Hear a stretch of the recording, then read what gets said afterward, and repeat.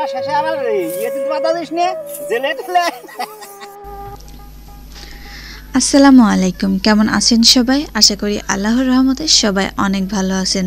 সবাইকে জানাই domestically blog ঘরোয়াতে স্বাগতম। আর আমি টিনা চলে আসলাম আজকে নতুন একটা ব্লগ নিয়ে। আর আজকের ব্লগটা আমি বিকাল থেকেই শুরু করেছি। এখন চলে যাচ্ছি মাঠে, কলাবাগানে যাব। কলাবাগানে মামা শাক বুনছিল, এখান থেকে সকালের জন্য শাক আনতে যাচ্ছি, সকালে যে রান্না হবে।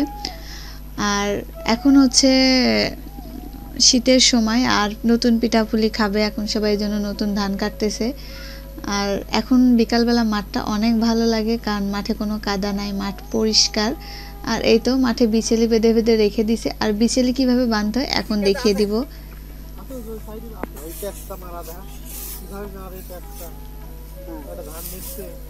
আমার ধান নেচ্ছে আর আমার পেঁয়াজ মারতেছে, এই যে এই যে হ্যাঁ এই যে হয়ে গেল। এই আমার আবার শেষে আবার ইয়ে কিন্তু বাধা দিস নে জেলে ঠেলে।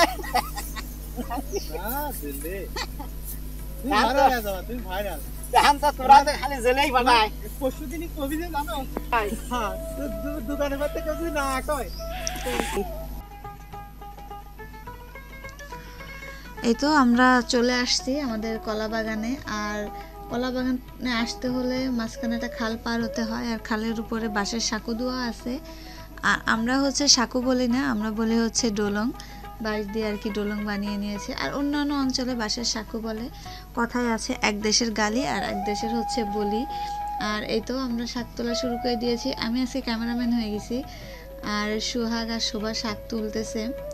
আমার আজকের এই ভিডিওটা যদি আপনাদের ভালো লাগে তাহলে প্লিজ আমার চ্যানেলটিতে সাবস্ক্রাইব করবেন, লাইক শেয়ার কমেন্ট আর পাশে থাকা ছোট্ট বেল বাটন অন করে দিবেন। তাহলে আমি যে কোনো ভিডিও চাই সঙ্গে সঙ্গে আপনাদের মোবাইলে নোটিফিকেশন চলে যাবে। আর যারা অলরেডি সাবস্ক্রাইব করে দিয়েছেন তাদেরকে অনেক ধন্যবাদ আমার পাশে থাকার জন্য। আর এখন চলে যাব বাড়িতে। আর আজকের মতন আল্লাহ হাফেজ, আসসালামু আলাইকুম।